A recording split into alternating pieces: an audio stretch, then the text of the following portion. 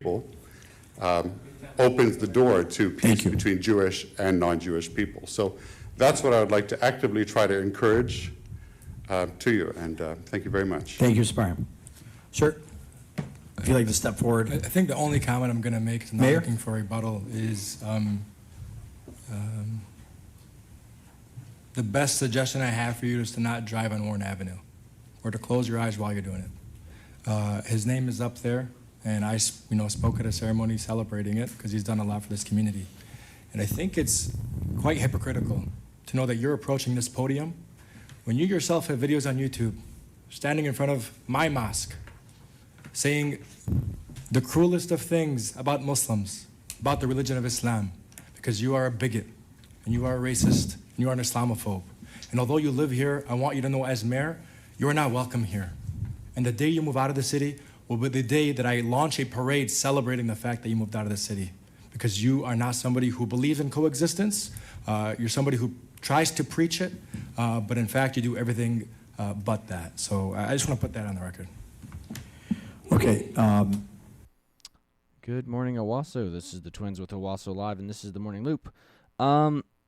Again, it's like he was reading off of a script, you know? I mean, every time, this is how Muslims operate.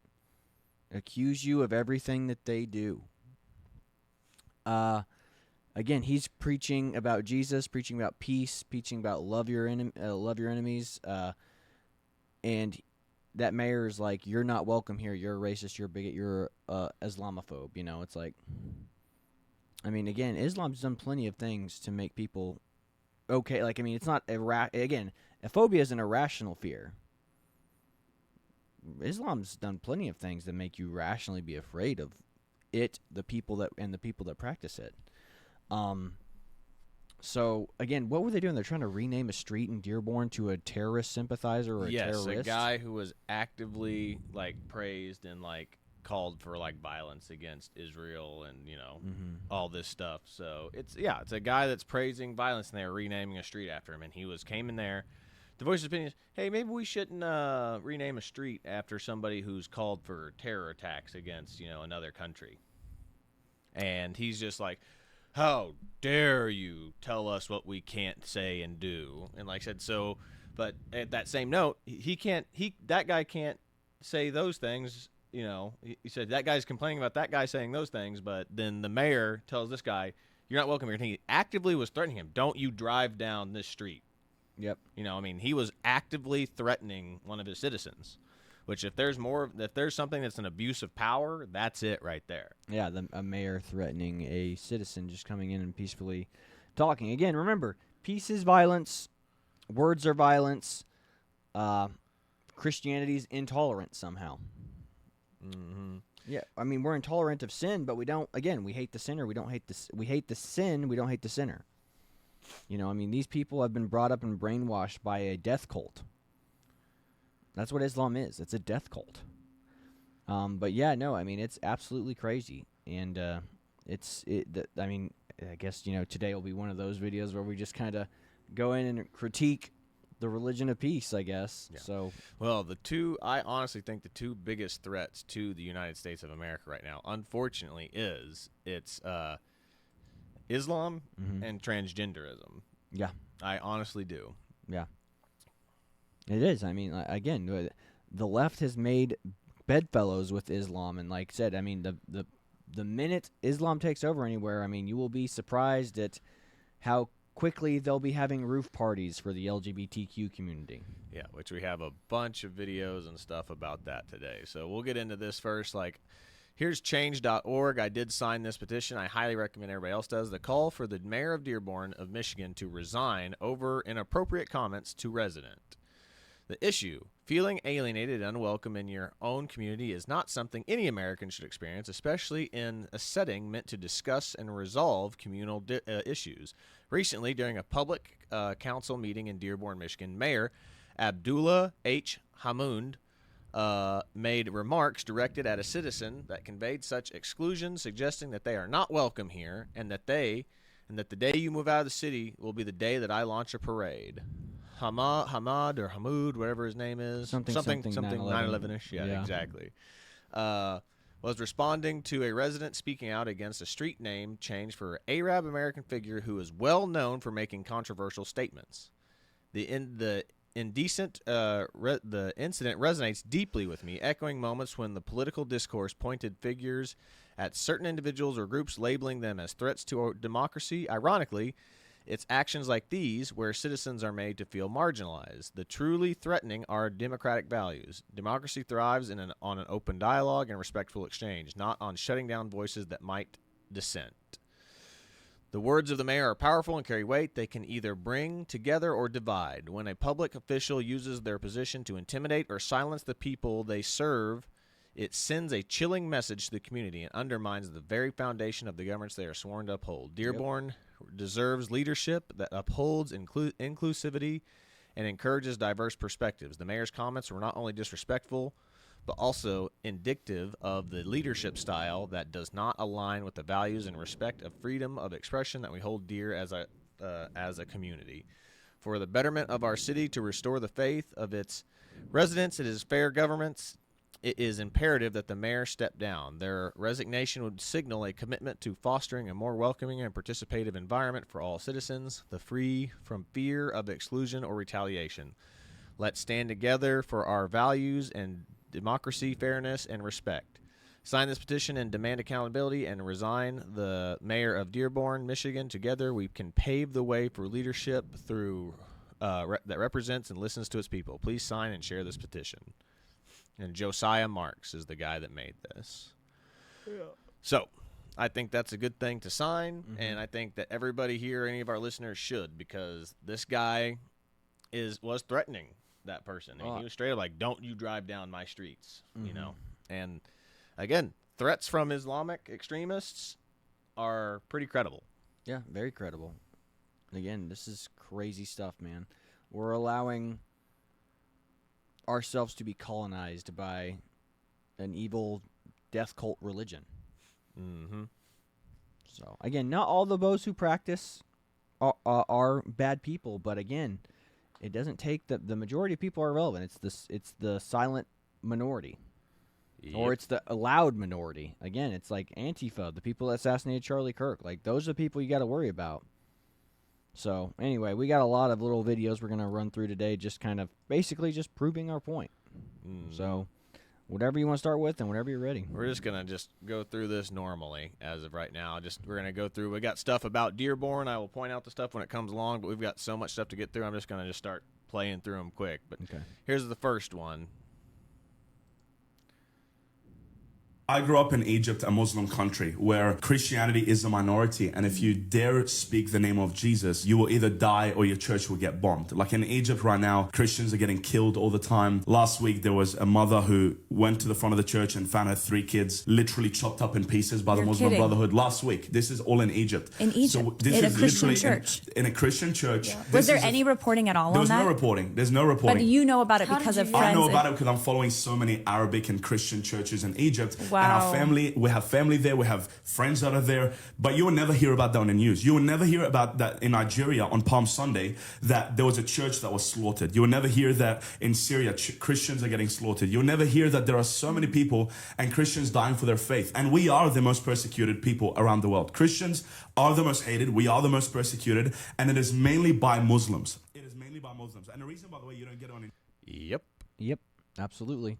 Again, that's something you're not going to hear about in the news or in the mainstream media because, you know, Christians are the bad guys. Christians are the ones that did slavery. Christians justify slavery. It's like, no, they didn't. Christians ended slavery. The song Amazing Grace was written by an abolitionist who saw and witnessed what the slave trade looked like and was like, oh, yeah, we got to stop this. And that's why he wrote Amazing Grace. That's what that song's about. Yep, 100%. This next one here, this is also how you know like the Groypers are wrong, because Nick Fuentes is the one that says that the only reason that Islam and the Arabic community hates America is because of our support Israel. with Israel, and this is 100% proves that claim is false. And Yeah, this is from Christopher Hitchens. It denies history. Yeah, it completely denies history, but this is from Christopher Hitchens on Bill Maher's Politically Incorrect, I believe, at this time. Yeah. I think this was politically incorrect. This could be his real time with Bill Maher, but I'm pretty sure this was politically incorrect back in the 90s and 2000s. Yep. So check this out. In 1788, when the United States was barely a country, it was having its sailors taken as slaves by the Barbary states, the states of the Ottoman Empire in North Africa. Tripoli.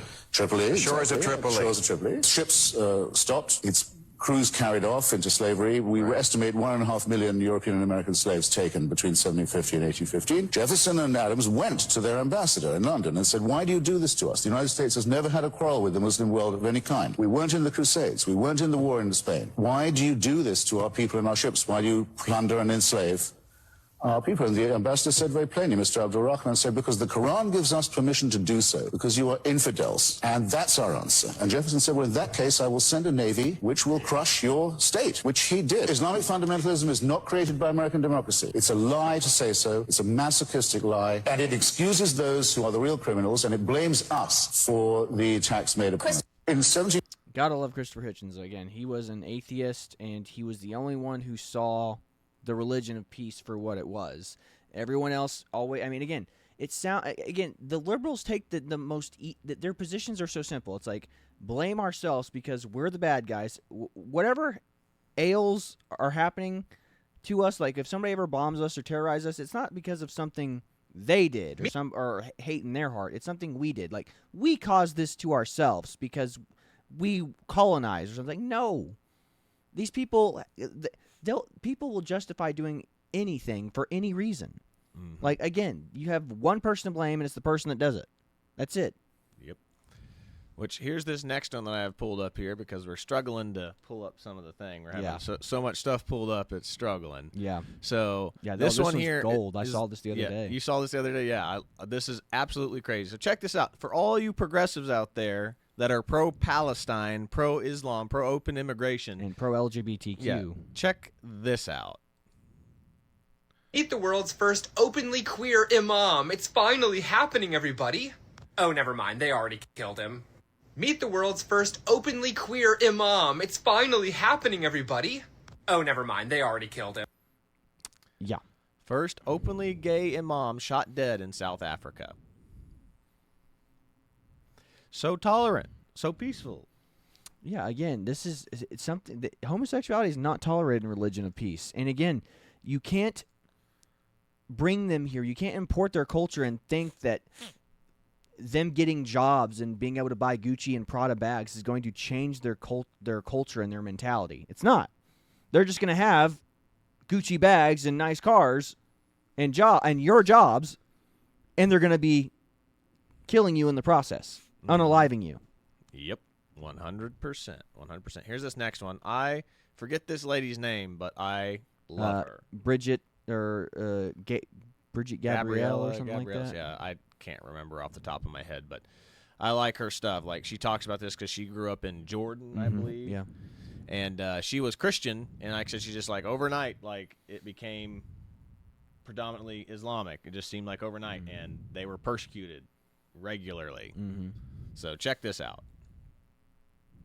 Holding in my hand the Muslim Brotherhood plan for the destruction of the United States. The title of the plan is مذكرة تفسيرية للهدف الاستراتيجي العام للجماعة في أمريكا الشمالية. You all got that? An explanatory memorandum for the general strategic goal for the group, the Muslim Brotherhood in North America, written 5/22/1991. Understanding the role of the Muslim Brother in North America. The process of settlement is a civilization jihadist process with all the word means. The Ikhwan, which is the Arabic word for brothers, must understand that their work in America is a kind of grand jihad in eliminating and destroying the Western civilization from within and sabotaging its miserable house by their hands and the hands of the believers so that it is eliminated and Allah's religion is made victorious over all other religions. They don't mince words, do they? But the most important page of this document is the last page. They list 29 front Islamic organizations set up in the United States with the specific goal of sabotaging America from within and destroying America by our own hands. Number 1 on the list is ISNA, Islamic Society of North America. They are now advisors to President Obama about Middle East policy. So we not only have the fox watching the hen house, we have the fox inside the White House dictating policy in the ear of the president. As a matter of fact, we in the United States have 150 terrorist organizations right now operating in America, and these are the ones we know about. I am holding in my... Scary stuff. Yeah, it's terrifying again, and this is what happens. This is why again, people on the left, they don't take religion seriously. People on the left, they take ridiculing Christianity seriously, but they would never criticize Islam. And again, they don't take religion in general seriously. It's like these people don't have again, a Gucci and Prada bag will solve this problem. No, it won't. The power of conviction, the power of faith, and serving something that you believe to be higher than yourself. There is no loftier goal than that. Again, we as Christians understand this, but again, you have one group of people, Christians, doing it by peace. It's like, we'll turn the other cheek. But then you have Islam, they're like, oh, no, we kill people. It's cool. It's everything we do is justified. It's scary stuff. And again, the left does not take it seriously because they don't take religion seriously. They don't take religious values, religious conviction seriously. Again, all the ails of the world can be solved with an internet. The greatest threat to Islam is actually not Christians. It's internet connection. Because again, people can see the Quran for what it is and see the nonsense of the religion that it is. However, again, our what do you call them? Our atheistic or a religious secular society does not take the quandaries or issues of religion seriously. And like I said, that's why they will never take Islam seriously. Oh, these are foreign people who just, again, once they get here and get some jobs and get some Gucci Prada bags and some flat screen TVs, they're gonna just blend right in. No, they're not. No, they're not. They're bringing their culture and their customs and their barbarism with them. Yes, 100%. 100%. So let's check out this next one I have pulled up. To follow your strict interpretation of Sharia law, that is not an ideology we want on our shores. Not violate the religion of Islam by selling and distributing products that are against the religion, because we should love what Allah loves and we should hate what Allah hates. We're going to be visiting all of the stores in the neighborhood. Pork, alcohol, and gambling. That gives them to the end of this month to change their inventory or either move. Forcing American private enterprise and individuals to adopt your strict fundamentalist interpretation of Islamic law is not freedom of religion, it is religious tyranny. This is one of the problems that Americans have with multiculturalism and diversity, because we recognize that not all cultures are created equal. When your culture demands of the American people to follow your strict interpretation of Sharia law, that is not an ideology we want on our shores. Not violate the religion Again, of folks, Islam. look, it's already happening in Dearborn. They've elected an Islamic mayor. They've elected. This is in Houston, but but they've elected Islamic senators, and they are voting on behalf of Islamic people. They don't care about you or your problems. They don't care about the history and culture of this great nation. They care about Islam, and they care about the culture that they brought with them. Again, the things that you like, they're going to get rid of, and you're going to have to pay a tax to them. Jizya. It's a subjugation tax because you are not a Muslim. Again, they're going to play. Again, they're allowed to lie. Takeya. They will act like they're nice. They'll be buddy-buddy with you. They'll shake your hands and be your friends. And then the minute they take power and the minute they take over, you're not their friend anymore. You're going to be forced to pay a jizya tax, or they'll just get rid of you. Yep. 100%. And this is the problem. As like I said, that was in Houston, Texas. And like I said, I love this meme. I can't play the music with it, but it says, leftists saw this and thought 7 million Muslims would make this much better. Paris, 1965. Yeah. I mean, Paris used to be a beautiful city, and now everybody I've talked to who's been into Europe goes, Paris is a place you want to skip. Paris is a place you don't want to go. You can go anywhere else, just don't go to Paris. That's sad. Paris was the cultural center. I mean, again, remember, we kind of laugh about this, but I mean, it's sad. It's like they have a suicide line for Japanese people who that go to France and go to Paris and are so underwhelmed and so disappointed. Like, they spent a lot of money to go on vacation to see the cultural institution, like the hub of Europe, like the central hub of Europe, like France, like Paris, France, like that. When people think of Europe, they think of Paris, France, and they get there and they're like, "I'm going to kill myself because it is not what I expected." You know, There's all these immigrants here. No one here is French. I commit seppuku on behalf of Europe. Oh, goodness gracious! I mean, it's crazy. That's sad. Then there's this right here. Attacks on churches in the United States have dramatically increased since 2018. And they actually have I'm going to try to find it, but I actually have a chart of this. I think it's the next one. But if you look here, mosques in Germany, churches in Saudi Arabia, 0 churches. Like I said, remember, the people that are telling you that you're not being tolerant enough, if you go back to their home countries, there is not a lick of diversity there. There's not a lick of tolerance there for anybody that has a dissenting view. And as we just showed, like with the churches in Egypt is supposed to be more like moderate location. Chopping up Christians outside their churches. Yeah. So evil places in this world. Oh yeah.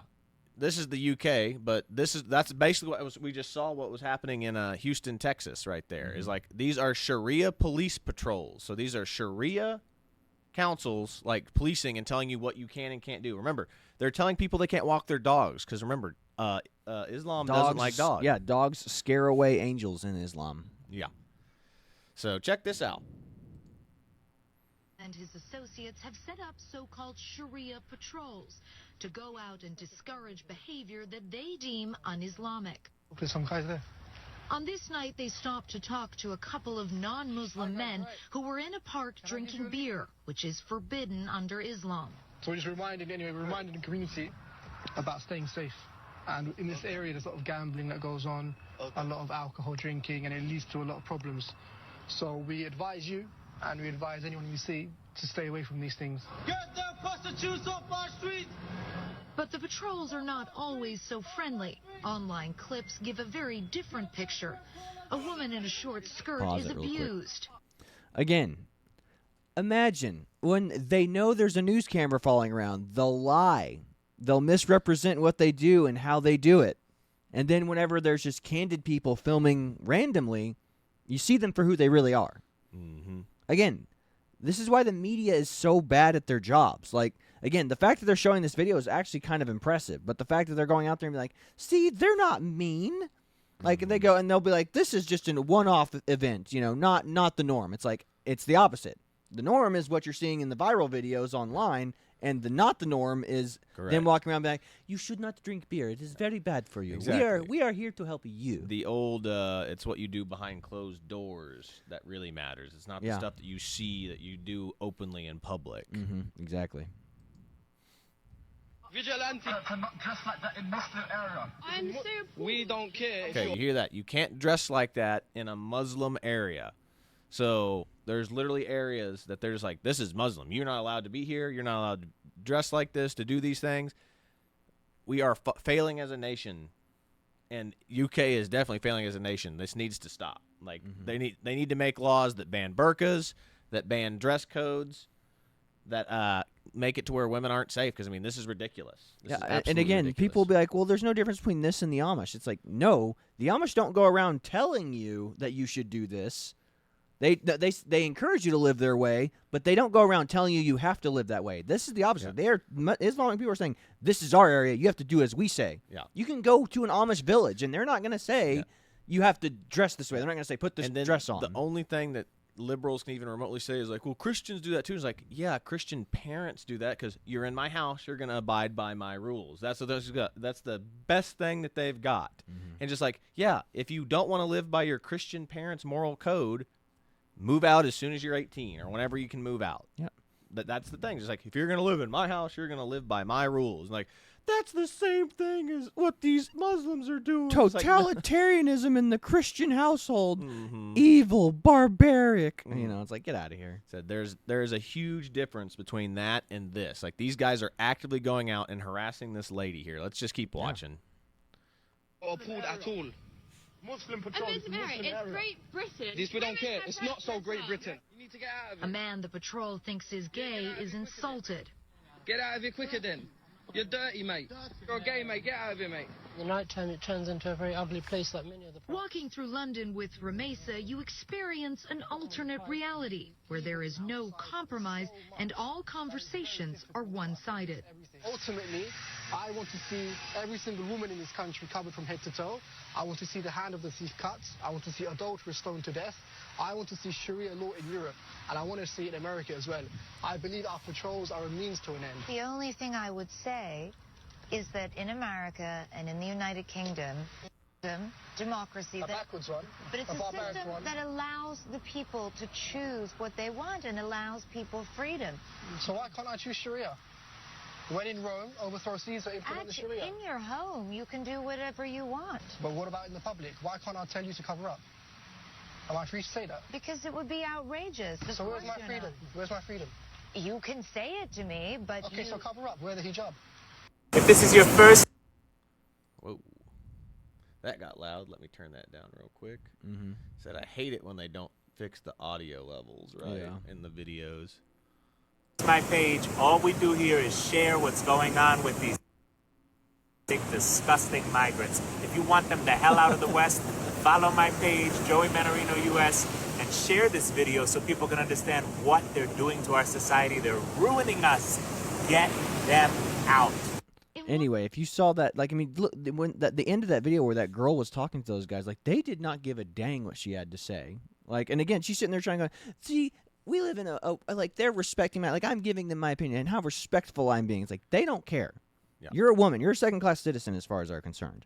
But again, she thinks she did something noble and righteous there. And again, they don't care. Like, I mean, like, if the cameras weren't on, I mean, how many videos of migrants and stuff have you seen where they just knock the camera guy out and then the girl interviewer just gets taken and ravaged, you know? Yeah, that happens quite often. And here's this. Thanks, Obama and Biden. Good job, liberals. This is not Iran. This is Dearborn, Michigan. Yeah. Now, there might be music to this, so I might have to cut it, but I'm going to go ahead and play it. Yeah. I don't think you're going to get knocked for that music. Yeah, but I don't want to hear it, so... But yeah, look, this is Dearborn, Michigan. They're waving jihad other flags. They're waving jihadist flags. They are not waving the American flag. Why is it always that the left and these terrorists wave the flags of other nations? They're not waving the American flag, which means that they are not here to adapt to American culture. They are here to convert and to destroy American culture. Yeah, they're not here to assimilate. They are here to take over. Again, look, those are ISIS flags, man. Those are terrorist sympathizing flags. Like, this is crazy, man. And again, these people, I mean, the left does not take this seriously. Like, this is crazy. I mean, that's a foreign invasion force right there. Mm-hmm. And again, all those people are probably getting welfare benefits. Like, these are not learned doctors who go out and walk in the streets like this. These are welfare queens. These are men who have 4 or 5 wives who don't work, and the women don't work, and all they do is sit around and collect welfare checks for their kids. The women are baby-making machines. Again, this is the Handmaid's Tale.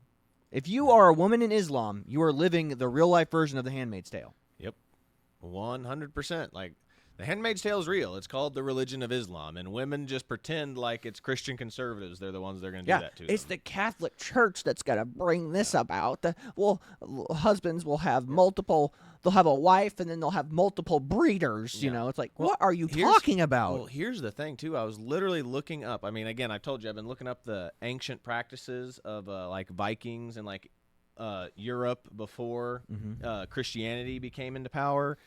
And, like, the Vikings were literally, I mean, it's, if you listen to, like, the modern day Vikings, like, sexual practices, it was like, if you didn't, like, go around raping and pillaging, you were seen as a lesser man. Yeah, it was manly. It was part of the culture. Exactly. So, like, if you didn't do that, it was bad. So, like I said, the more Christian a country came, the more protected the women were. Like, you can literally track the women's rights along with Christianity, how, like, Christians became and made everything to where women were better and had better lives. It literally tracks 1-to-1 if you follow Christianity. It's crazy.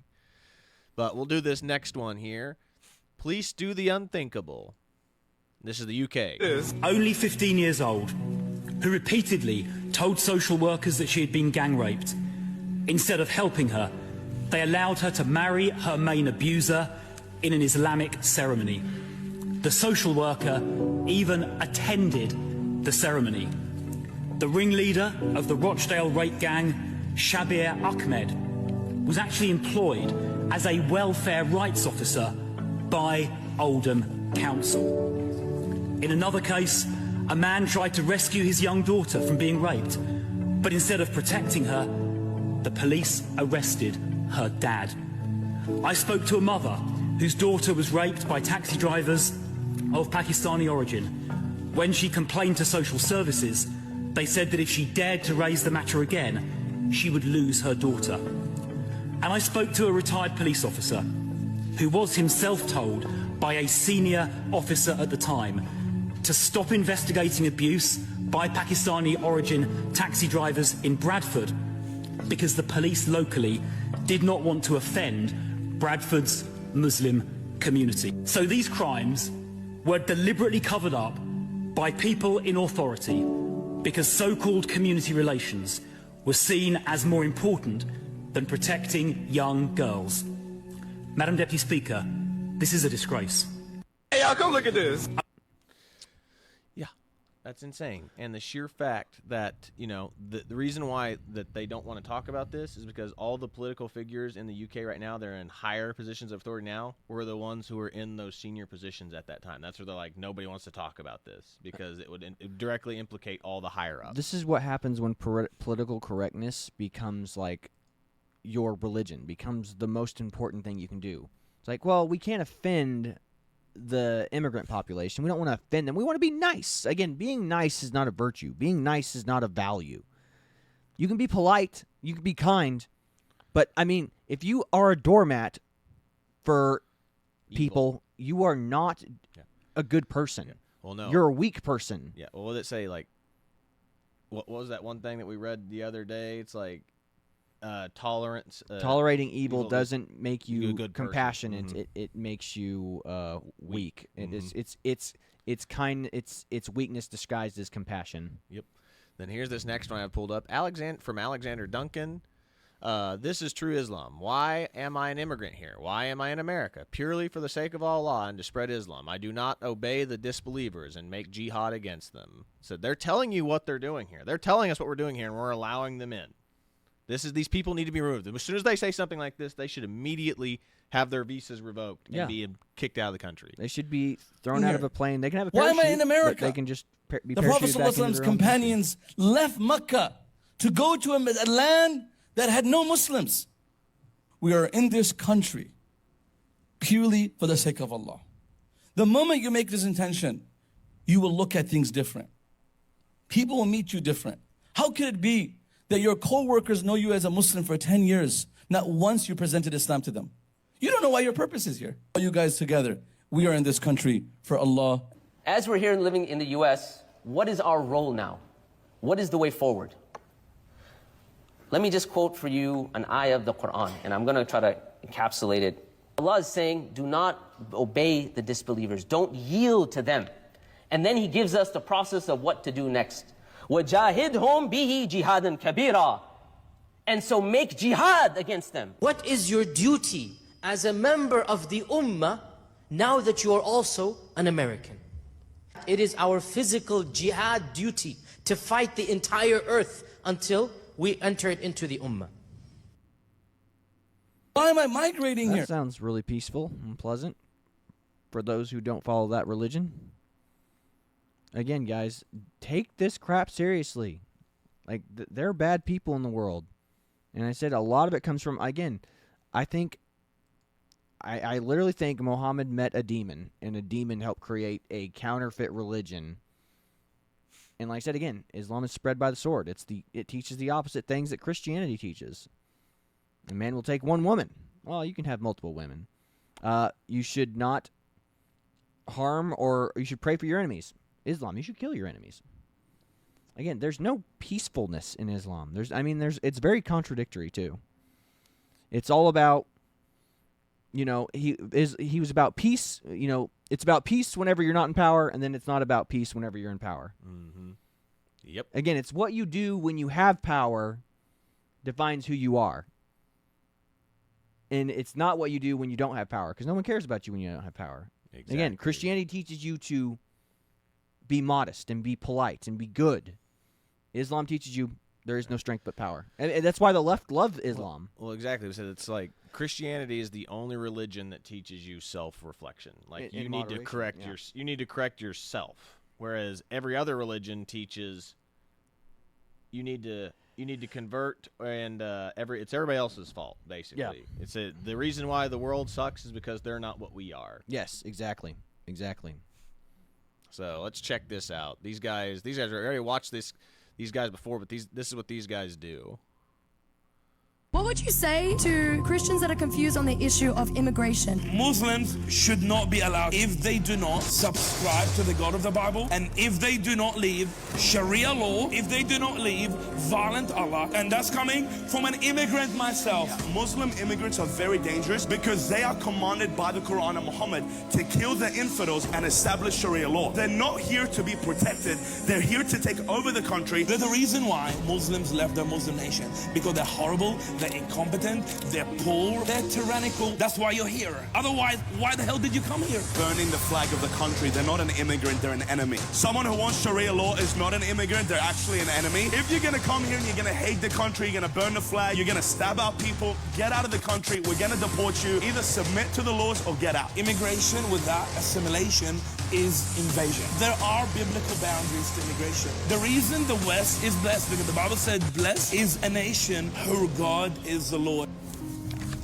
Well said. Couldn't have said it better myself. That was perfect. So, again, we should always listen to the people who are converts from Islam to Christianity. Listen to them. They have experience with it. They know what it is. Yeah. And then next one here, the one country in the European Union that refused to take in any migrants, period. Safest country in Europe right now, Poland. Check this out. We don't need your engineers. Take them all, and pay for them. We don't need them. You know why? Because there's zero terrorist attacks in Poland. Why? Because there is no illegal migration in Poland. So don't give me this look. Don't give me this argument about the populism, because this is a fact. This is your data from Eurostat. So we don't need your engineers. We don't need your doctors. Take them. We don't. Imagine that. A country that's just using their own people and has zero immigration is doing just fine, has zero terrorist attacks. They're a culturally homogenous society. Who would have guessed? Yep. Again, a lot of problems. It's the death by tolerance, man. Death by tolerance is what this immigration policies of the Obama and the Biden administration. Let them all in. They'll vote for us because there is no truth but power. Power is all that matters. Uh-oh. We might have some trouble here. Okay, this one's working, so we'll try this one. Okay, so yeah, this guy, check this out. I mean, just watch this. Can't believe it. Houthis logo is death to Israel, death to America, right? Yeah. And you're supportive of that? Mm-hmm. Where you from? I'm from Israel. Yeah, I'm Yemen. Yemeni, ya Houthi. You're not Houthi? I don't give a about Houthi. No problem, respect. Usually when I speak to Yemenis on here, they actually are very supportive of the Houthis. I support him, but So, what the hell are you on about? Do you like the Houthis? Yeah, I liked it. And you live in America? Yeah. You know, like, the Houthis logo is death to Israel, death to America, right? Yeah. And you're supportive of that? I don't give a I know you don't give a That's why I called you a Houthi. Why are you getting offended? Be proud of your terrorist group, you know, bro? Honestly, at this point, if you could just tell me where you live, Hold on. what's your job, what's your full name, I got to report this to the U.S. Homeland Security. And you live in America. Yeah. I live in New York City. You live in New York City and you want death to America? Why would you live in America if you want death to America? Because my family's here. It doesn't matter. Like, where's the logic? What happened to your brain cells? Anyways, bro, you have the best of luck. I'm reporting this to Homeland Security, man. Yeah, hold on. You know what? Listen, America is infiltrated. Infiltrated. You know, like the Houthi. Yeah, that is a regular guy that he just met on like probably Omegle or whatever stupid chat thing. These people live amongst us. They're like, yeah, I know it's death to America. Yeah, it's cool. Wow. This is why you don't listen to people that hate America. Yeah. Again, what would you replace it with? What would be better than America? Again, all these people that criticize America, boy, they sure don't. Why don't they live in the UAE? Why don't they live in Jordan? Mm-hmm. Why don't they live in Afghanistan, Iraq? Because those places suck. They're suck. Hellholes. Yeah. It's like there's people that still live in mud or dirt huts over there, and you act like, yeah. Like I said, have you noticed again? It's like what we talked about yesterday. Do you notice that the places where there's Christianity that is predominantly Christian are the only first world nations? Yeah. The only. That's literally what takes you from a second world nation to a first world nation. Mm-hmm. It's literally the Western nations are the only one. The only ones that you could argue would be like would be like Japan. And like, but Japan got Christianity. It's just a lot of them didn't convert. Exactly. But that's just my point. It's just like places where Christianity is places where it's a first world nation. Yeah. Imagine that, you know. But here's this next one. Never forget the dancing Palestinians on 9/11. To show you from the West Bank, these are Palestinian celebrations in the wake of Tuesday's terror attacks in the United States. Apparently, Palestinians took to the street chanting, "God is great." People were throwing candy, distributing candy to passersby. Absolutely insane.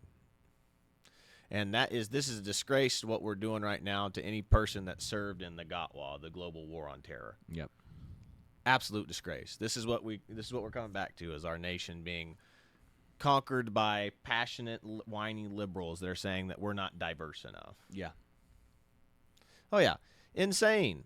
Watch this Islamic preacher in America claim that if a woman is captured in war, she becomes a slave and can be sexually abused because it's halal.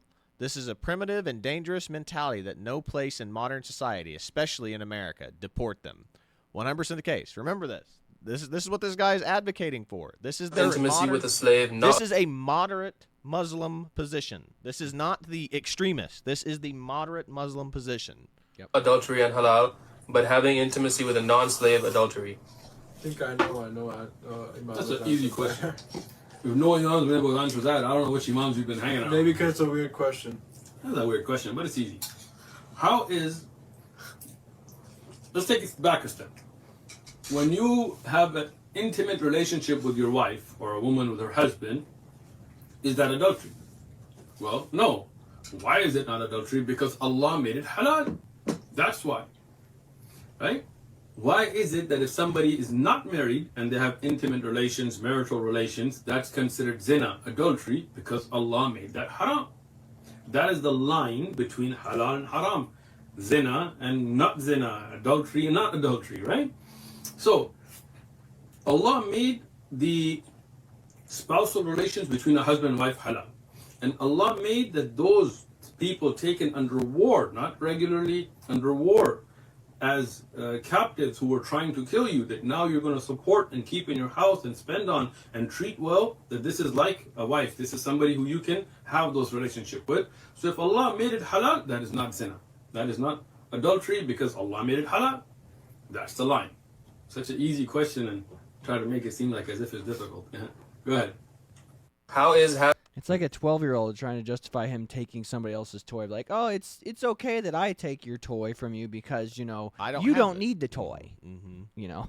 I mean, that's again, this is not a smart group of people. Women, you will be subjugated under Islamic law. You just heard that. They are allowed to take wartime slaves, again, which is what they're treating those grooming gangs in the UK. They see themselves as a conquering army in the UK, so they're allowed to abuse those girls. Yeah, like I mean, those girls are prisoners of war. That is the Handmaid's Tale right there. That picture. That's the Handmaid's Tale. Yeah, we're about to play this. I think this is a video, so we're gonna play. Oh, this. it is. Oh, yeah, okay. I thought check it was this just a out. picture, Can't play that music. Yeah. Dang, it's a shame. It's a good song. It is.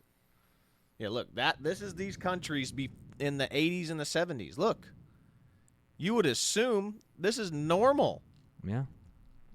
Absolutely crazy. Women now, like I said, they are completely covered head to toe now. They're marrying kids. I mean, like, again, parents sell their daughters. That's a video I have on here. To old men to basically pay for their own food. I mean, it's like, oh, I have a daughter, I can sell her. We need food. Mm-hmm. And we need let this 70-year-old man, consummate a marriage with like an 8-year-old or something. Like, crazy. Yeah. Let's check this out. As Muslims want to implement here in the United States, we believe the Constitution should be replaced by the Quran. First move that I will do, I will abolish the Constitution and I will establish the only logical and rational Constitution, which is the Quran and the Sunnah of Rasulullah sallallahu alaihi wasallam. When it comes to spreading Islam on a state level, on a societal level, that method prescribed is jihad. Allah subhanahu wa ta'ala has prescribed that the ones who don't accept the ruling of Islam, they must be fought. This is simply the command of Allah subhanahu wa ta'ala. Is that what we as Muslims want to implement here in the United States? We believe the Constitution should be replaced by the Quran. Evil. Totally evil. Remember, this is a religion. No that you separation can't of church and separate- state. Yeah, there is no separation of church and state. You have to be run together. You cannot. They said so. For all you people, like, oh, well, we don't want Christianity, in the Constitution. If you're inviting Islamic people in, you just heard what they said right there. The Quran, they want to replace the Constitution with the Quran. That is their goal, which means that they are not here to be arbiters of assimilation. They are here to change conquer and change the country. They're here to destroy the country. 100%. Now here is Dearborn activist. This is Dearborn, Michigan, and this is where the little mayor is from. So let's check this out. Asked in the past, why are our protests on the International Day of Quds, why are they so anti-America? Why don't we just focus more on Israel and not talk so much about America? Gaza has shown the entire world why these protests are so anti-America. Because it's the United States government that provides the funds for all of the atrocities that we just heard about. And this is why Imam Khomeini, who declared the International Day of Quds, this is why he would say to pour all of your chants and all of your shouts upon the head of America. They're screaming death to America right there. Malcolm X said, and I quote, "We live in one of the rottenest countries that has ever existed on this earth. It's not Genocide Joe that has to go. It's the entire system that has to go. Any system that would allow such atrocities and such devilry to happen and would support it, such a system does not deserve to exist on God's earth." And so when these fools ask us if Israel has the right to exist, the chant "Death to Israel" has become the most logical chant shouted across the world today. Now they're screaming death to Israel. We've been asked. I mean, this is a lost people right here. I mean, we can only pray. Again, there's a lot of miracles happening in the Middle East still. Like Jesus manifesting to Muslims in dreams. Mm-hmm. But again, a lot of these people have their hearts hardened. I mean, I just pray for Muslims, pray for people in the Middle East, pray that they have some sort of religious intervention or experience with Jesus, or something clicks in their head, or they hear a Bible verse that comforts them. I mean, there's a lot of converts from Islam to Christianity. It's fantastic. Yep. We can't. Again, Jesus told us not to hate these people. We got to pray for them, but at the same time, let's not be doormats for them either. Yeah. Again, that's what I'm having. Let's not import these people. Keep them over there. And again, if they want to convert to Christianity and leave their Islamic ways behind, then we can let them move over here. But again, You wonder why society's so polarized? That's it, man. Right there. I mean, you have the left, the secular left, doing their crazy stuff, like with what happened to Charlie Kirk, and you have this. You know, it's like, and they'll look at that and be like, "Oh, what a peaceful and tolerant and beautiful religion! It's so cultural. It's so cultural." Getting these the reason Islamic why forces. they like it is because they like the political violence that comes from it. Yeah, that's why. Like the left, it's like what Charlie Kirk said. The left, at its core, is someone who would use the sword if they had it. The problem is they disarm themselves so they don't have it. Yeah, absolutely. So here's Charlie Kirk himself talking about why he's, like I said, Charlie Kirk was very anti-Islamic immigration here. Yes. Extremely. So check this out. Muslim world thrilled they're taking over the West. Yes, absolutely. I repeatedly heard that it's a fantastic thing that we are taking over, that our numbers are growing. And you could now say, okay, this is just something that you yourself heard, but it's not just me. Today I still hear the same thing. In fact, this is the main reason why I decided to speak out, because after I left Islam, I had horrible deception and basically, oppression of my mind behind me. I wanted to get away from it, but I look into the world and I see people saying stuff like Islam is misunderstood. It's a religion of peace. It's not a religion of peace. It is not a religion that wants to coexist with you. We have today in the UK, in many other countries, we have Muslims preachers openly saying that the vision of Muslims should be to take over Western nations, that the numbers should be growing, there should be more politicians involved. It is a duty of Muslims to establish Islam as a governing force wherever they are, or to leave. They don't want to leave. Do they believe in separation of mosque and state? No, they don't.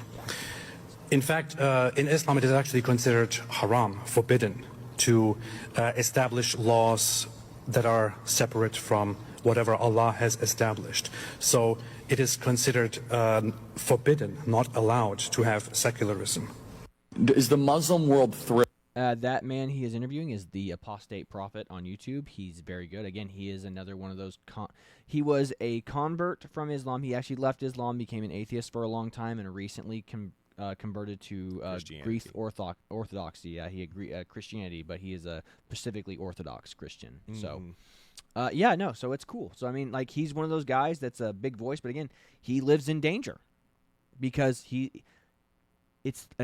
Islam is the only religion if you leave. Well, I guess leftism too to some degree, but Islam is the only religion where if you leave it, you are basically issued a death sentence. Mm-hmm. Yeah, you're condemned to death. If they find you, or the ones who are radical enough find you, you will be killed. Yep. So this, again, is Dearborn, Michigan again, a Free Palestine event. They say that people are willing to fight and put their lives on the line to bring these Western empires down. America must fall. Again, Dearborn, Michigan, like I said, it seems to be a hotbed for terrorists. This is our UK, is Dearborn, Michigan, by the looks of it. Is going to be more of the message that should be sent to the people here, in that they have achieved victory. We haven't done anywhere near enough. And the people here, I promise you, we do feel ashamed. We do feel like we're not doing enough. We do feel like change needs to come, because change must come. And in the form that it must come is that this empire, the American empire that's been hurting our people since the beginning, the imperial Western powers that have been hurting our people since the beginning, they must fall. And inshallah they will fall. And my message to the people of Gaza and the oppressed peoples across the world is that there are people here, both young and old, who are going to be willing to fight and are willing to put their lives and everything they can on the line to bring these empires down, because they must come down. For the people of Gaza. Yeah, this is recent.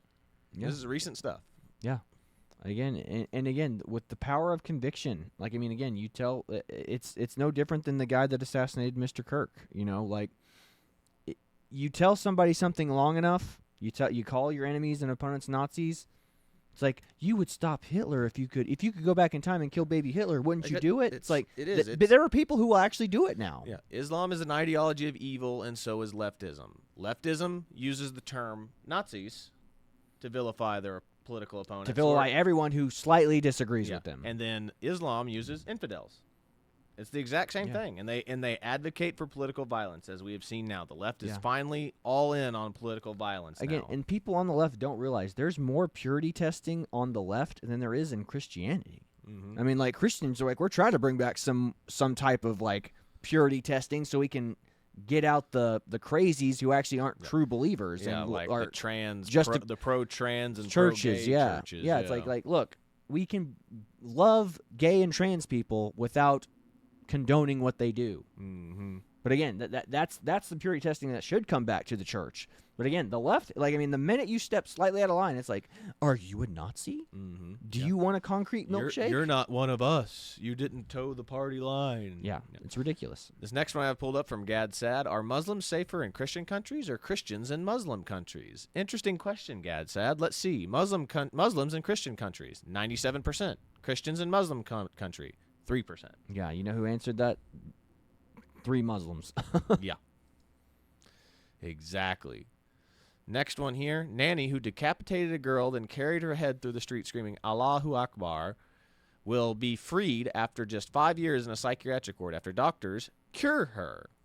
They cured a woman who was so mentally deranged that she chopped a little girl's head off and carried around screaming, Allahu Akbar. How do you cure that? I mean, to me, that seems like something unless, Jesus walked into that room and called the demon out of her is the only way that you could be cured from that. Yep.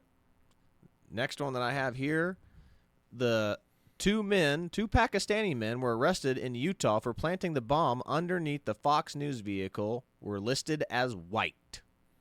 Again, the lies of the media. 2 Pakistani guys, well, they're just white guys. Again, anybody who looks close enough, like George Zimmerman, is a Hispanic American, but he was listed as white, so they could really sell that, what was that, Trayvon Martin thing? Yeah.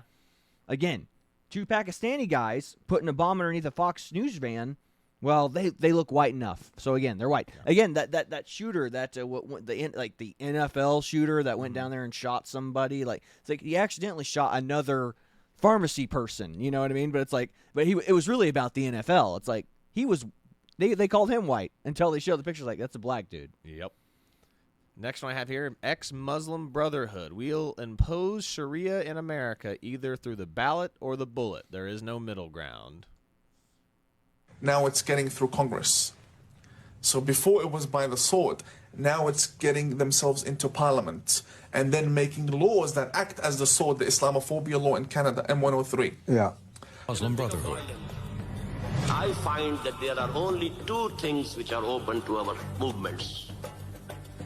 Ballot or bullet, nothing in between. I used to say that democracy is haram. Now I say participation in democracy is our jihad.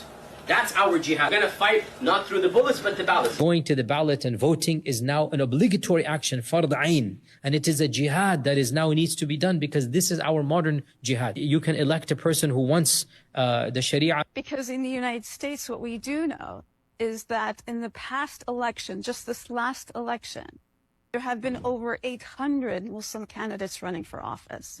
We may end up with about 50 members of Congress in the next 6 years.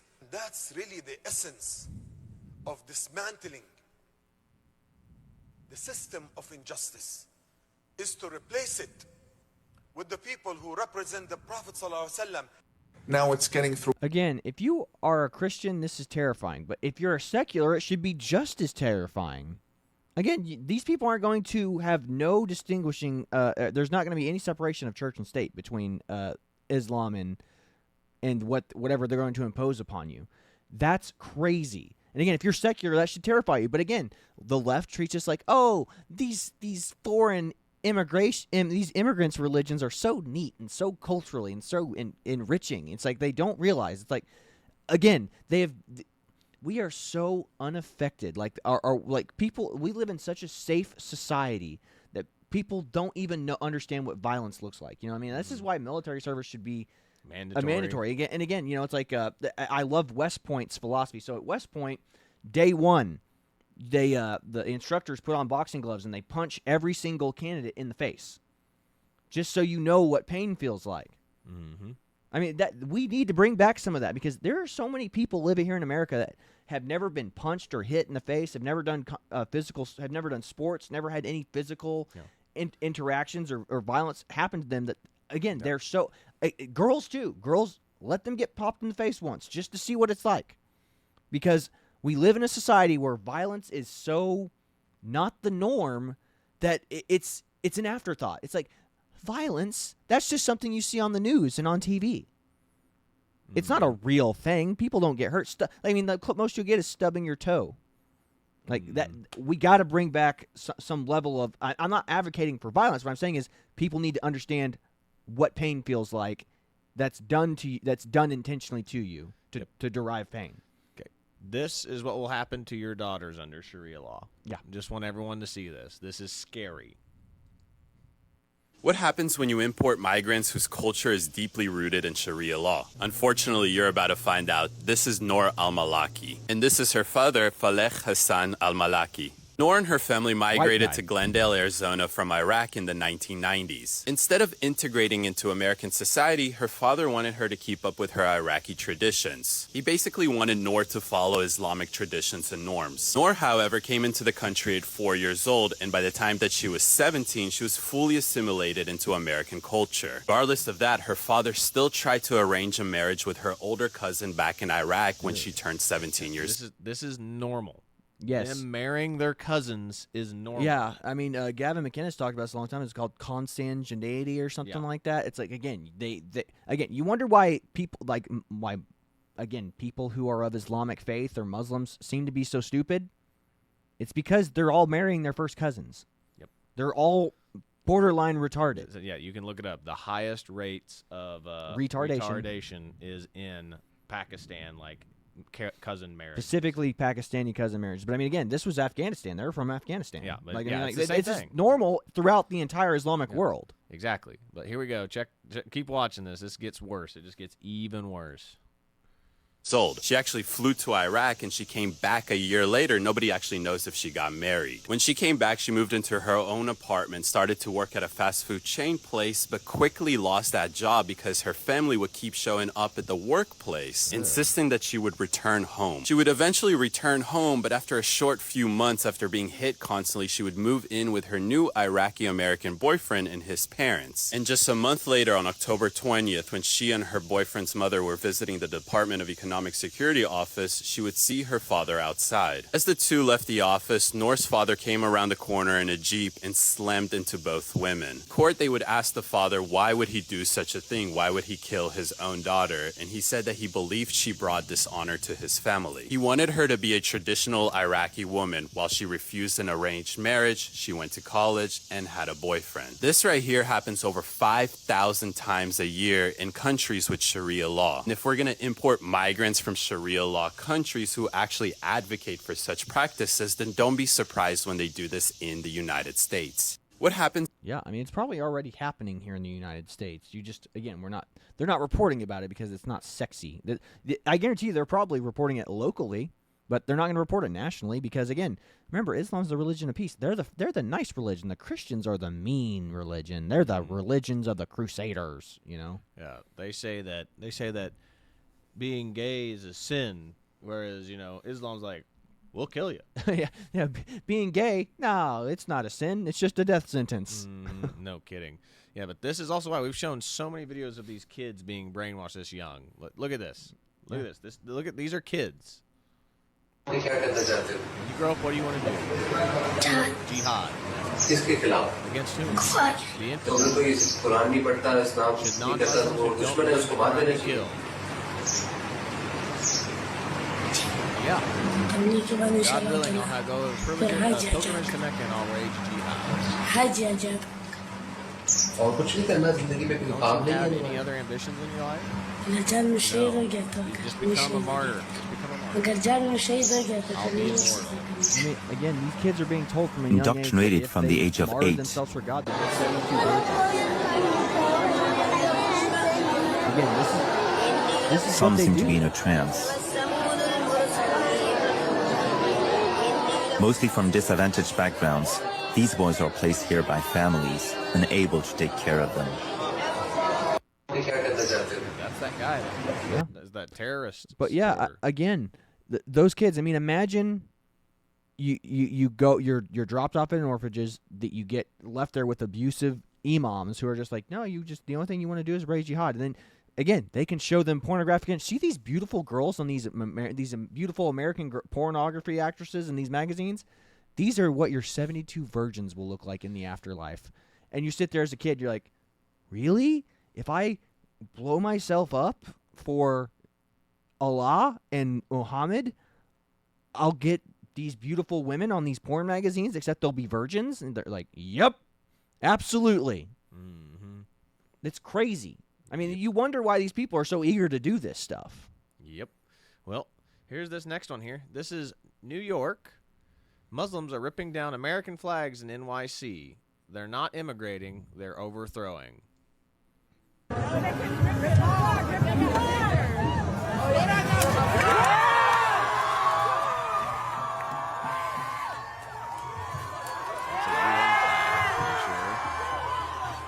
Again, this is disrespectful, guys. I mean, these people live amongst us. I mean, example after example, we show you what these people are doing. And not only do we show you, they're telling you what they're going to do. And we don't take this stuff seriously. The left doesn't take this stuff seriously. We as Americans don't take this seriously enough. I think we as Christians do. Mm-hmm. And you have a few left-wing people who do, like Christopher Hitchens, who took it seriously, but he's not with us anymore. He's not fighting the good fight anymore. So we have a problem in this society of taking this religion seriously. Yep. Let's check this one. This guy, this is a debunking thing about Islam, and I love it. It's the Peter Griffin ex-Muslim Oh, yeah, thing. everyone should subscribe to ex-Muslim Peter Griffin. 5 myths about Islam people should unlearn right now. Right now? Let's do it, guys. Number 1, Prophet Muhammad sallallahu alaihi wasallam was a pedophile. Yes, he was. Wow. Sahih al-Bukhari 5134 says so. Not a myth. It's a fact. Next. Number 2, all Muslim women are oppressed. Right. Not all Muslim women are oppressed. But that doesn't mean Islam is nice to women. Islam, at its core, enshrines patriarchy. It puts women in a setup where they're not seen as enough without male authority. Under Sharia, women get half the inheritance of men. And in many cases, women cannot travel long distances without a male guardian. So sure, not all Muslim women are oppressed, but Islam really does set it up for all to be. Number 3, Islam promotes terrorism. Again, not a myth. Go check what terrorism means and what jihad al-qital means. And don't play the silly game like, oh, jihad is just inner struggle. I already debunked that bullshit. I'm not saying all Muslims support terrorism. That's not my method. I don't judge Islam by what Muslims do. I judge it by what the Quran says and what Muhammad did. And Muhammad did pretty much everything we'd call terrorism today. He raided over 25 tribes in the name of jihad, storming them for refusing to convert. And what Muhammad did is Islam. So yeah, not a myth. Number 4, Muslims want to establish Sharia law in the West. Not every Muslim. Sure, but Muslims don't want it doesn't mean Islam doesn't. Islam isn't a private religion. It's a legal and political system with rules for crime, taxes, war, speech, and religious minorities. If a devout Muslim believes Sharia is divine law, why wouldn't they want it everywhere? So yeah, Muslims want to establish Sharia law in the West may be a myth. But according to Islam, it's supposed to be the reality. Number 5, Islam is intolerant of other religions. Yeah, it is. Non-Muslims have to pay jizya, and it's not just some tax. It's meant to be taken in a humiliating way, just so they're allowed to exist under Islamic rule. Tolerance? Not at its core. I think I made it clear enough. I don't look at Muslims and say, yeah, that's Islam right there. I talk about core scripture, so follow if you find value in it. And consider supporting. It takes a lot of time to produce this kind of content. Your support means a lot. Hey, yeah, follow ex-Muslim Peter on Instagram, YouTube, Facebook, whatever he's on. But again, this is what he didn't point out there too, which he normally does, is that oh man, I totally just lost my train of thought. Shame on me. But it'll come back to you. Yeah, it will when it's far too late. But again, it's a political system, and well, he'll debunks like. Is it all true, right? Like, sorry, I knew where I was going. So, again, he talks about this too. It's like, who do we follow? Who do they follow? They follow Muhammad. Who do we follow? Jesus. Again, a common argument that Muslims always do is like, well, you can't judge Muhammad by. It's like what we do. It's like we can't judge the slave owners of the South by the same standard that we hold today. Mm-hmm. But when it comes to Jesus, like, oh, we can judge Jesus by any standard today, and he'll pass. Yeah. And again, Muslims will always say, oh, you can't judge Muhammad by the same standards of today. It's like, well, if Muhammad is like your version of Jesus, but they're like, we have Jesus too. It's like, no, you don't have the same Jesus. Like our Jesus. And like they keep saying that they respect Jesus, but remember, in they deny Christianity, all of his Jesus, divinity. Yeah, Jesus is God in human form. Mm-hmm. So, in theirs, he's just a prophet. So therefore, like, it's a denial of God. Like, so everyone's like, oh, Christians and Muslims believe in the same God. It's like, no, we don't.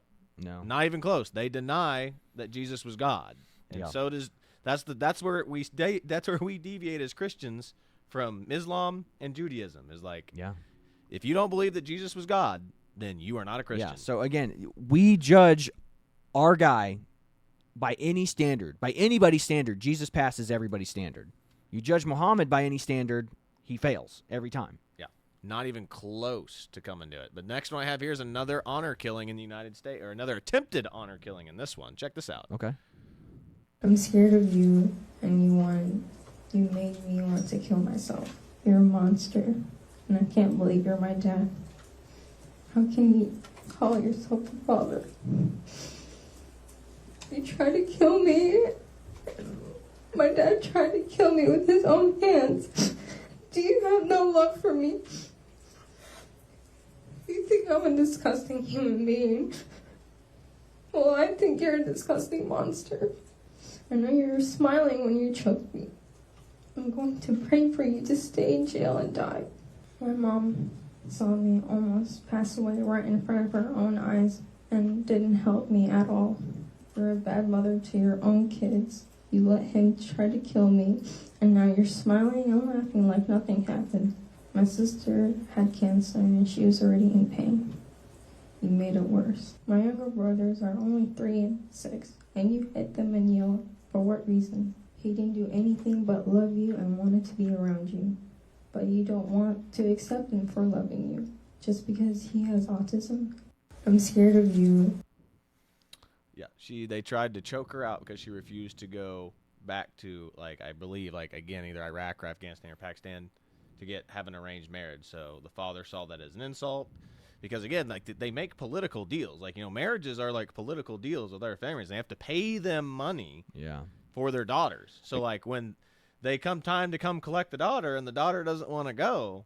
Yeah, and there is no equivalency to this on the Christian. No. Again, people be like, what about Mormons? Like, Mormons aren't Christians. Like, Mormons are not Christians. Islam and Mormonism have more in common than Christianity does. Yes, 100%. But again, that is not uncommon. That's a very common story for tons of girls, but even guys. Like, Apostate Prophet, who you watched that video with Charlie Kirk. Yeah. His family disowned him, like, when he left the faith. Like, he's like, I cannot be a Muslim anymore. Like, this is our religion is clearly false. Like, his parents hate him. They wanted to kill him. Like, this is a normal thing. Like if you leave Christianity, your parents cry for you. They mourn for you. They go, no, come back to the faith. Yeah. Jesus loves you. And like, but you know what they'll say? Even if you don't come back to the faith, Jesus loves you anyway. And I hope, and I'm praying for you every day. I pray for you every day to come back into the fold. Like, there is no, like, you don't believe in Jesus? Well, I guess we'll have to bring you back to him by killing you. Mm-hmm. You know, it's like, that's not a thing. Yeah. Again, it's absolutely nuts that people don't see this religion for what it is. Just an evil death cult. And we're importing it by the thousands. Thousands. Yeah. And again, they tried to make that Muslim, housing society in Texas, and they tried, and then Dearborn seems to be lost. Yeah, Dearborn. They said they think that the population is about 20 to 30% Muslim, but over 50% doesn't identify as white anymore. But that could also just mean because there's Hispanics and African Americans. And again, Dearborn population, don't let that discourage you. Like, I mean, like, if you weaponize the people to come out and vote, like, I mean, like, 30% is not enough to sway the entire election. We still have 70% people there that can change this thing and turn it around. Another problem with that districting. No, not the districting. I was going to say they're Democrats. They're going to vote for the progressive person. The progressive person is the good person. This is why, like I said, it's so weird. Like, AOC is the only, like, viable option for the Democratic Party to run for president because Gavin Newsom is white toast. Yeah, but you underestimate the population. I mean, like, so the way that they talk about, like, I was on the other day and we were looking at Gavin Newsom stuff. Like, he signed a bill basically guaranteeing, like, protections for illegal immigrants and stuff. I mean, there were people there that were like, the comments like were insane. Like, they were saying he's like a modern Jesus. It's like it's insane. Like the way that they worship Gavin Newsom and the way the media. Remember, his wife's like a Hollywood writer. Like, I mean, she's got all kinds of Hollywood connections. Like they're going to sell Gavin Newsom like they sold Obama. Remember, Obama was a created candidate. Like, the media turned Obama into what he was, not himself. That's true. The next one I have here is 5, 7, 9-year-old girls from Afghanistan are being sold to old men for marriage. This is Afghanistan under Sharia law. This is going to be America. Get ready for this one, and I apologize in advance. This video is going to be disgusting. It's absolutely horrible, but I have to show this to you guys because in my pursuit to expose Islam, I have to show you the reality of it. Again, this is just the reality of life in a country that enforces Sharia. And just a brief side note to the sheep in the comment section that constantly say, this is culture, it's not religion. Perhaps these practices were happening before Islam was created, but ever since Islam was actually established, it has reinforced these practices, providing a true legal framework for garbage like this. 5 years old, 7 years, 9 years, 6 years old. These are girls already sold into marriage, many too young to even know their own ages. 8 years, they're often prompted by their guardians. 6 years, the husbands they'll go to are a decade or more older. The last to talk is 5 years old. The youngest, in her father's arms, is a 7-month-old baby given in lieu of medical bills. The girls have no say. This in one of Afghanistan's poorest villages.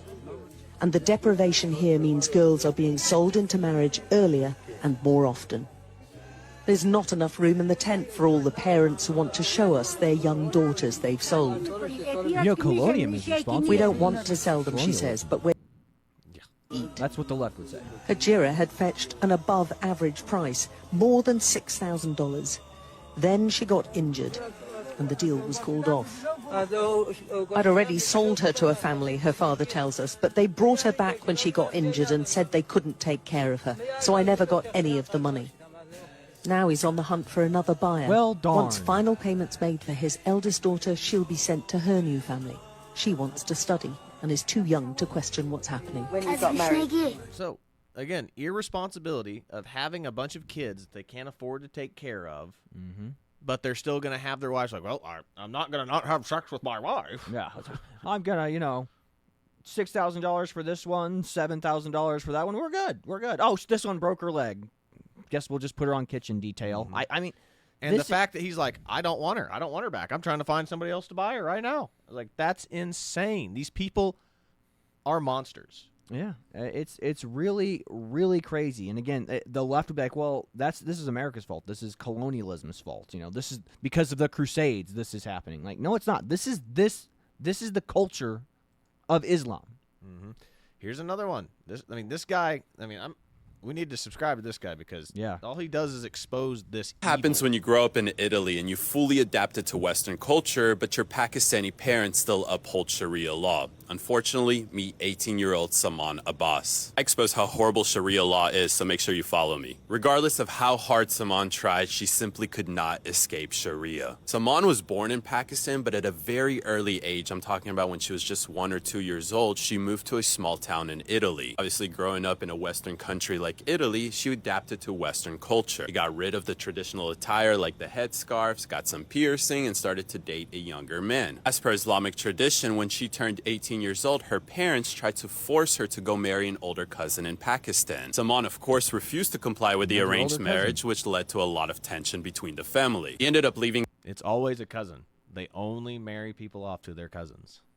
The house, she sought protection from the Italian social services and lived in a shelter for a few months. She wanted to leave Italy, start a new life with her boyfriend, but she needed to go retrieve her passport. So she returned back home to see her family. Just a day before Saman would disappear, CCTV footage would pick up her uncle and 2 cousins going towards a farm with a shovel and a blue disposing bag. They would return 2 hours later, and the following day, Saman would be seen for her last time. She told her boyfriend if he doesn't hear from her in 2 days to contact contact the authorities, which he did, and that prompted a long investigation. Why? Because her parents fled to Pakistan. But these buffoons left the younger brother in Italy. He provided critical testimony claiming the family, who led by her uncle, orchestrated the murder. Some sort of justice was served. The cousin and the uncle were both found in France and were extradited back to Italy. The uncle told the authorities exactly where Saman's body was, and eventually her body was discovered. A year after that, her father would be arrested in Pakistan and extradited back to Italy. For 3 years on the run in Pakistan, the mother would also be detained, but she was never extradited back to Italy. She's actually sitting in jail right now. A court in northern Italy would eventually convict the parents and the uncle of the murder of Saman. Some people are going to want to argue that this is culture, has nothing to do with religion, but let me explain this to you guys. When it comes down to honor killings from this specific group of people, they believe, like the parents, that God, their God, authorized them to do this because they believe that this is an apostate or that this individual is going against their religious beliefs. So it's not culture when they believe that their God authorized them to do this. What happens when you grow? Yeah, and again, that we heard another story just like that. This is normal for that. Again, if a Christian girl ran off because I want to get married to this guy, we'd be like, Dad would want to vet him, Dad would want to meet him, or Mom and Dad would either encourage or disencourage her to do this. Be like, why don't you wait a couple of months and see how you feel then, you know? But this is Islam.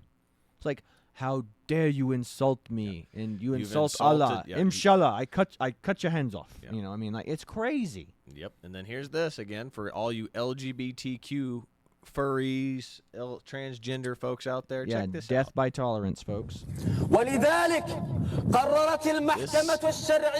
is how LGBTQ folks are treated under Islamic laws. Crowds of Muslim families, including children, gather to watch an entertainment of the execution of a gay man.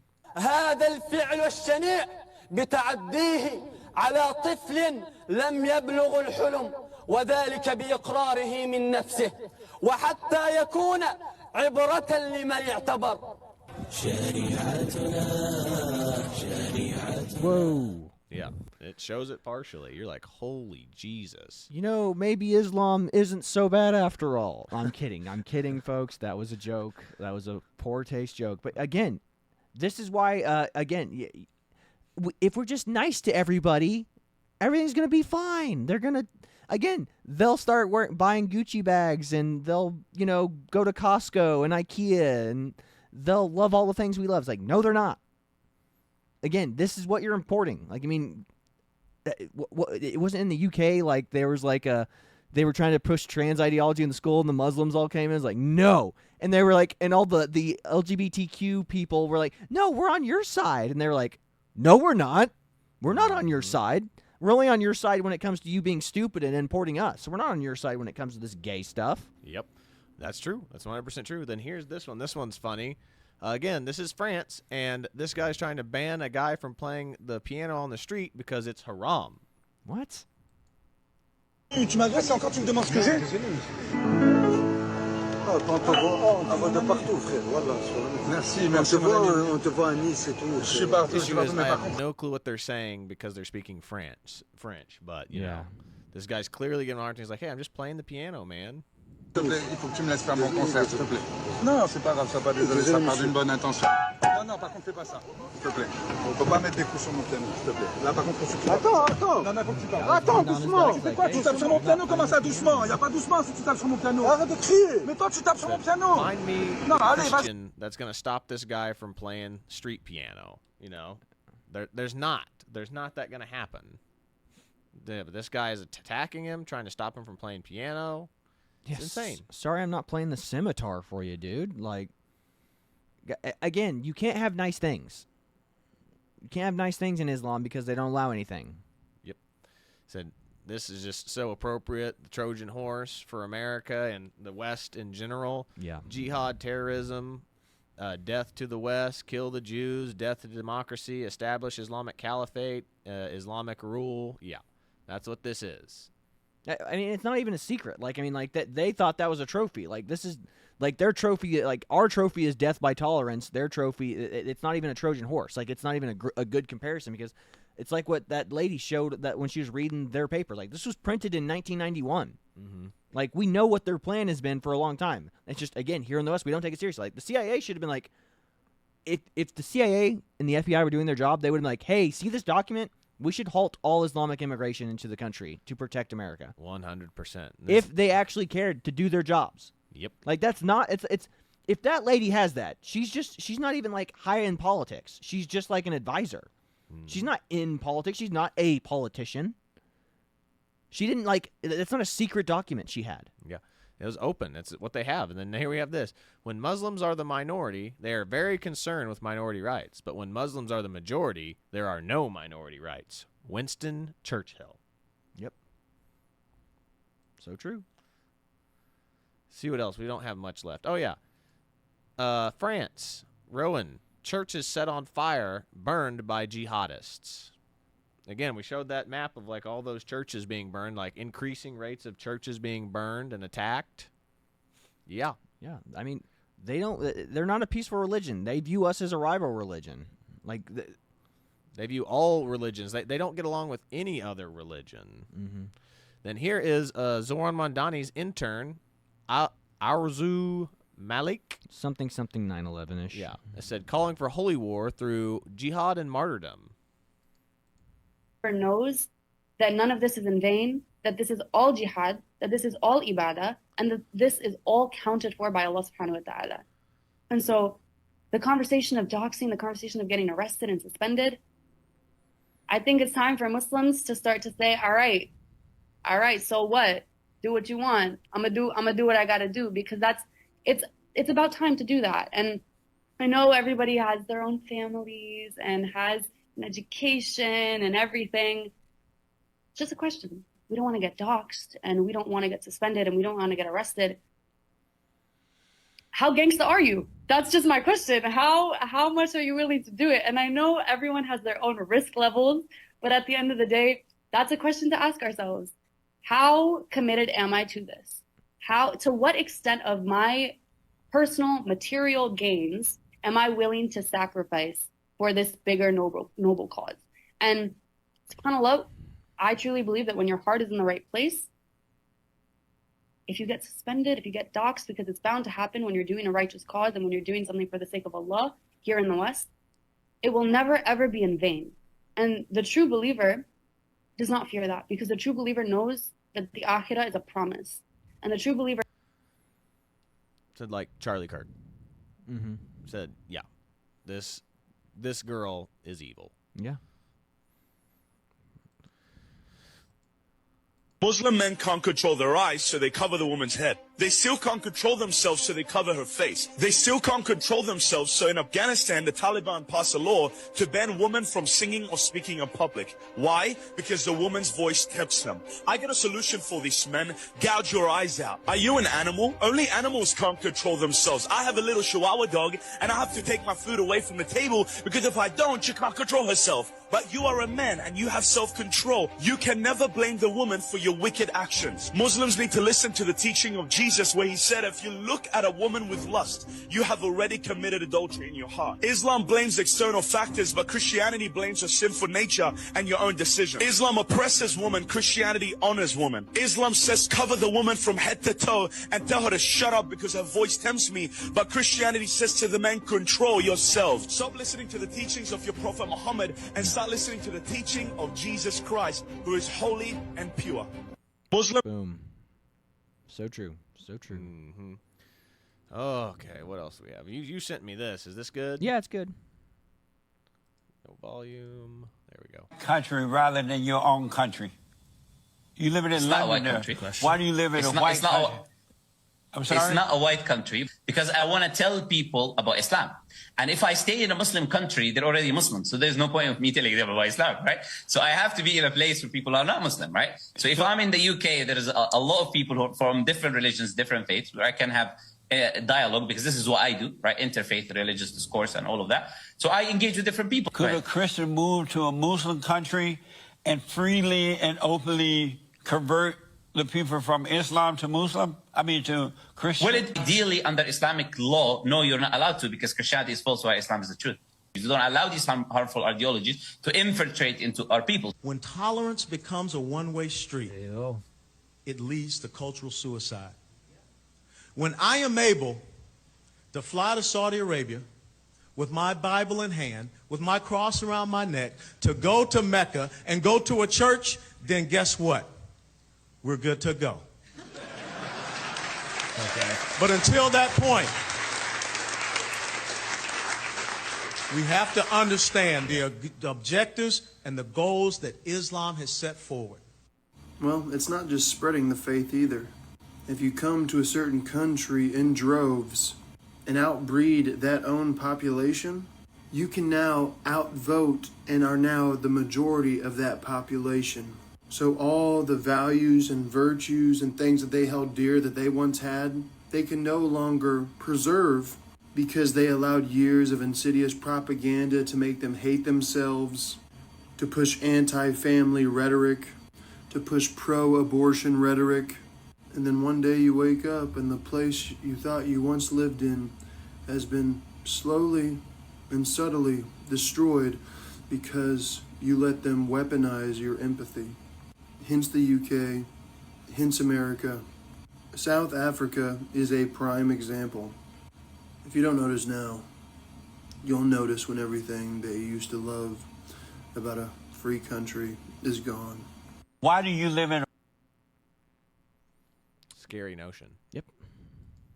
Very scary notion.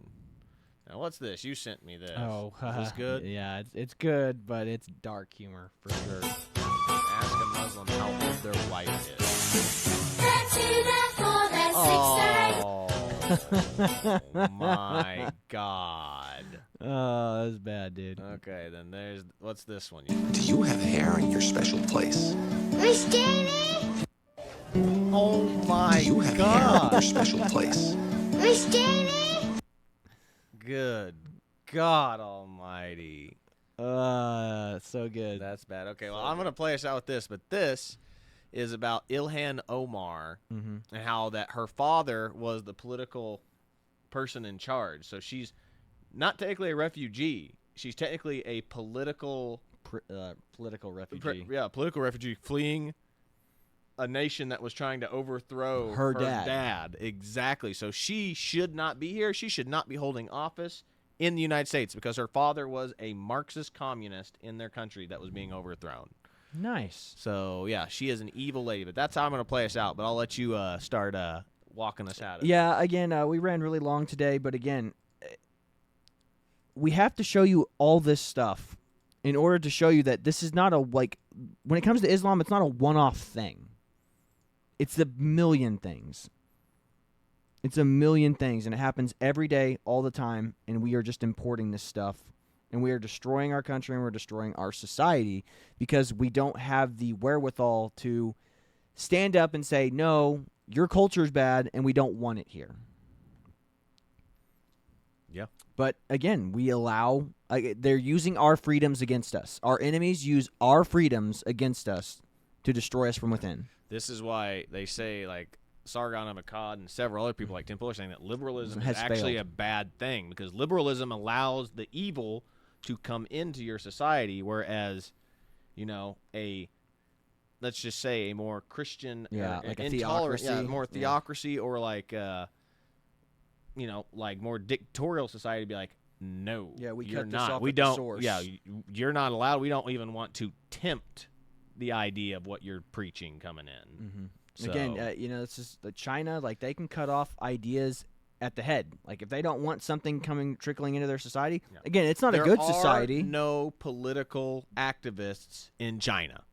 There's not a single one. There's the fact that it died at Tiananmen Square. Yeah, like you do not see.